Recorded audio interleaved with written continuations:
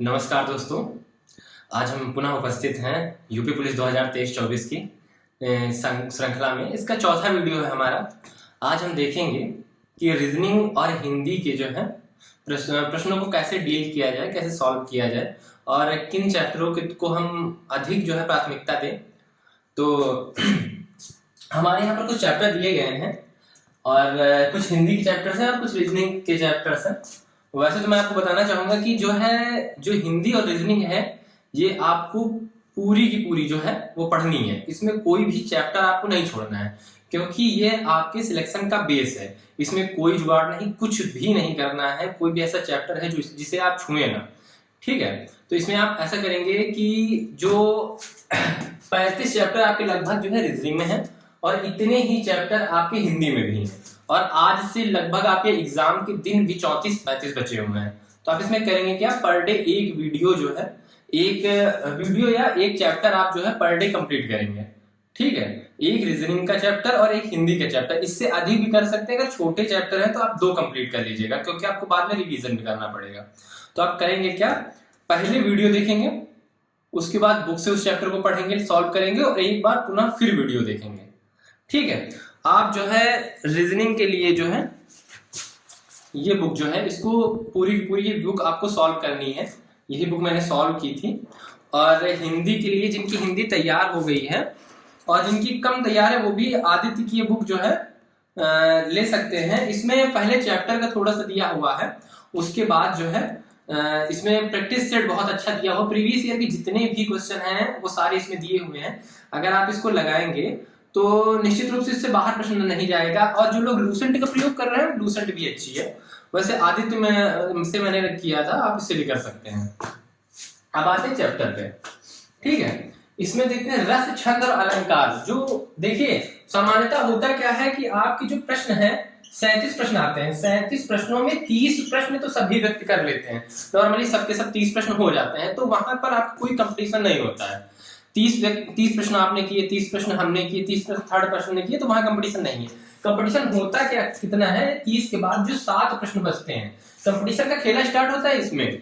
और ये 7 प्रश्न जो गलत होते हैं, गलत होने की जो संभावना होती है, हम लोग नहीं कर पाते हैं। वो कहाँ के होते हैं आप देखें, रस, छंद और अलंकार, ठीक है।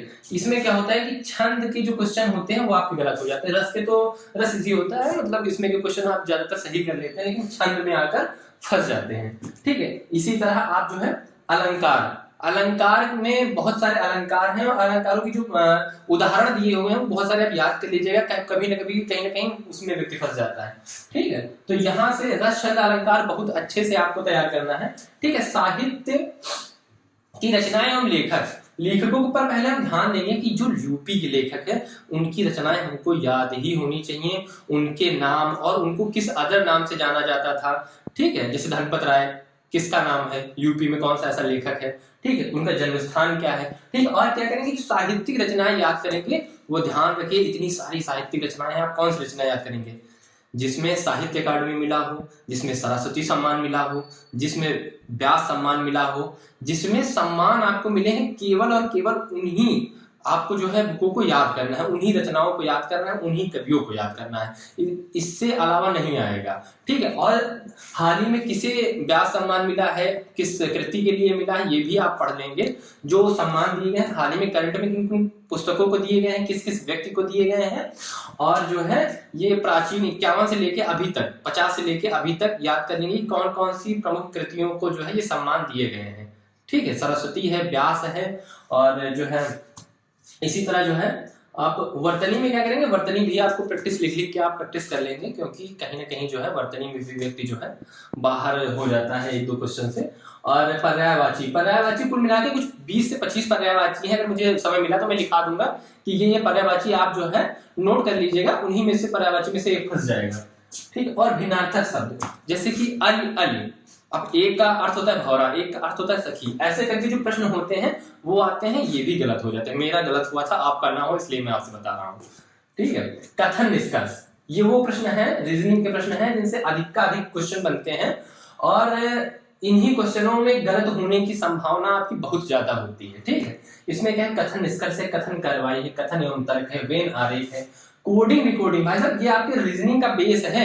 कोडिंग डिकोडिंग, इसको सबसे अच्छे से आपको आना चाहिए और इससे 3 से 4 प्रश्न बन जाते हैं। श्रृंखला से भी आपके 2 से 3 प्रश्न सुनिश्चित है। ठीक है, और कथन निष्कर्ष, ये जो चैप्टर है, ये आपके जो चैप्टर है, जो आपका मैथ का सेकंड पार्ट दिया हुआ है, उसमें जो रीजनिंग दी हुई है, उसमें आपको जैसे पुलिस कार्रवाई दी हुई, लैंगिक समानता दी हुई, ऐसे करके जो मतलब दिए हुए हैं वो रीजनिंग के ही पार्ट हैं।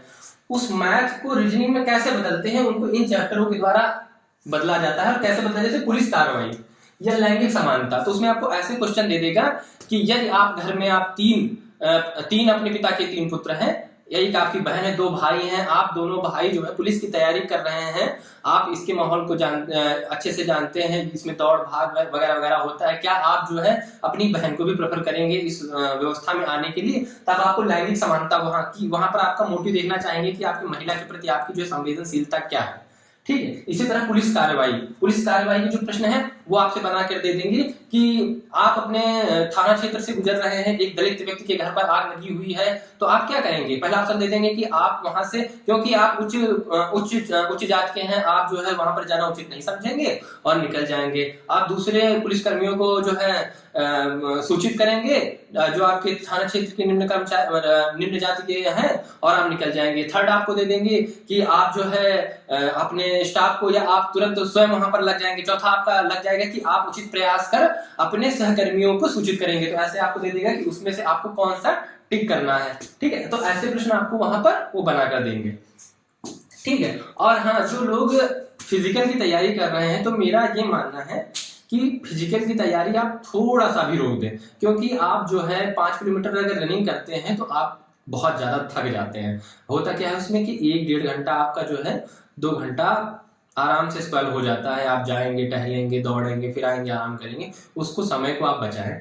आप एग्जाम दें, अभी पूरा का पूरा फोकस 1 महीने आप एग्जाम पे करें। उसके बाद मैं गारंटी लेता हूँ आपको, मैं ऐसी रणनीति बताऊंगा कि आराम से आपकी रनिंग निकल जाएगी। भाई बहुत ज्यादा नहीं है आपके पास टाइम, ड्यूरेशन जो है बहुत, मान लीजिए आपको 1 भी महीना मिल जाता है, तो मैं आपको तरीका बताऊंगा, उस तरीके से आप जैसे ही रनिंग करेंगे आपका निकल जाएगा। और दूसरी बात कि भाई रीजनिंग और हिंदी, ये जो दोनों सब्जेक्ट हैं वो आपको बहुत अच्छे से तैयार करने हैं। पर डे इनके 1 चैप्टर से 2 चैप्टर हिंदी का, 1 से 2 चैप्टर आपको जो है रीजनिंग का। ऐसा भी कर सकते हैं कि जो आपने चैप्टर पढ़ रखा है उसका आप रिवीजन कर लें और एक नया चैप्टर सीख लें। इसी तरह हिंदी में आप कर सकते हैं कि एक जो है चैप्टर आप अच्छे से तैयार कर लें और एक जो आपका तैयार है पहले से उसको रिवाइज कर लें।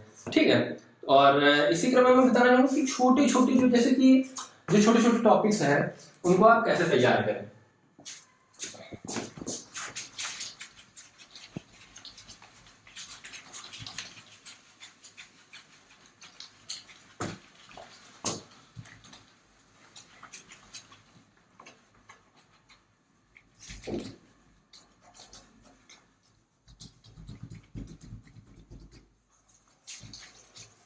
जैसे मान लिया आपका एक चैप्टर आता है रीजनिंग में, पासा, बहुत छोटा सा चैप्टर है, इसको देखेंगे सीख सकते हैं।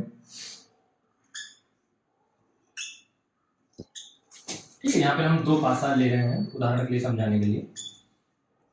ठीक, पासा एक हमारा होता है मानक पासा, ठीक है, दूसरा हमारा होता है साधारण पासा। मानक पासा की क्या विशेषता होती है कि कभी भी इसके समवर्ती फलकों का योग 7 नहीं होता है, सदैव इसके विपरीत फलक का योग क्या होगा, 7 होगा। जैसे यहाँ पर 1 है तो इसकी दूसरे फलक पर क्या होगा, 6 होगा। अगर यहाँ पर 2 है तो इसकी विपरीत फलक का योग क्या होगा, 7 होगा, तो दूसरी फलक पे कौन होगा, 5 होगा। इसी तरह हम क्या करेंगे कि अगर तीसरी फलक का देखेंगे, अगर यहाँ पर 4 है तो दूसरी फलक से क्या होगा, 3 होगा। तो जब भी हम क्वेश्चन लगाएंगे देखेंगे कि इसके निकटवर्ती सतह का योग क्या है। अगर निकटवर्ती सतह का योग 7 नहीं है तो ये मानक पासा होगा, इसमें कुछ भी करने की आवश्यकता नहीं है।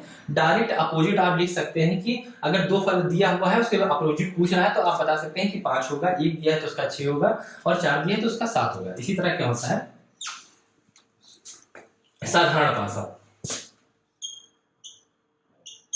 ठीक है, साधारण पासा कौन सा होता है, उसमें निकटवर्ती सतह, जो सतह हमें दिख रही है उनका योग सदैव 7 होगा। क्या, जैसे 5 2 7। अब ये 3 जो दिए हुए हैं अंक, इसमें से 2 का योग क्या होगा, 7 होगा। इसको डील कैसे करते हैं, इसको डील करने का बहुत सिंपल तरीका है।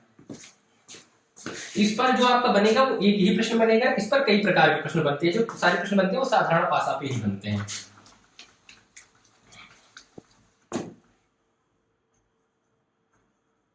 ऐसे आपको 2 पासे दे दिए जाएंगे। इस बनाने के एक नियम इसका क्या है, 1 2 3। जब एक सतह समान हो, ठीक, जब 2 सतह समान हो। तीसरा क्या है, जब कोई सतह समान ना हो, ठीक है।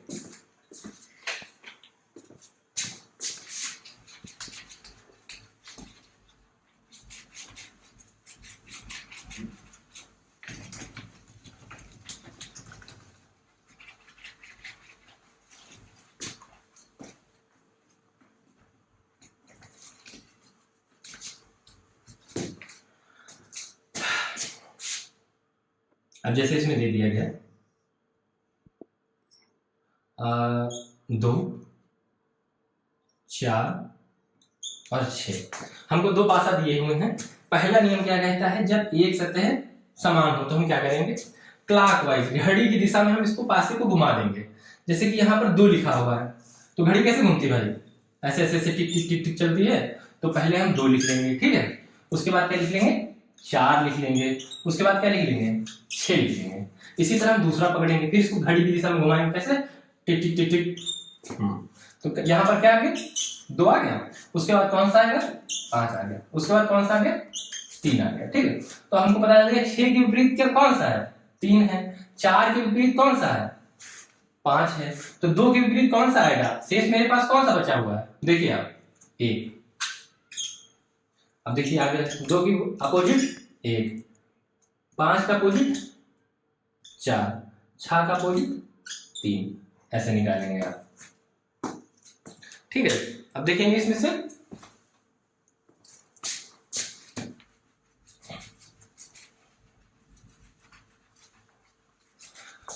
दूसरा तरीका देख लेते हैं। आपको 2 पासे दे रखे हुए हैं, जब 2 सतह का मान समान हो, ठीक है। तो क्या हो जाएगा, जैसे यहाँ पर 5 दे दिया गया। अब क्या है, 2 2 कॉमन है, 5 5 कॉमन है। तो जब 2 सतह का मान समान होती है तो उसमें क्वेश्चन आता है कि जैसे उसमें पूछ लेगा कि 4 के विपरीत कौन सा है या 3 के विपरीत कौन सा है। तो उसमें क्या करेंगे, जो सतह समान है वो कैंसिल आउट हो जाएंगे और जो शेष बचेगा वो एक दूसरे के विपरीत होगा। तो इसमें या तो 4 का पूछेगा विपरीत कौन सा है या तो 3 का। तो 4 का अपोजिट कौन सा होगा, 3, ठीक है।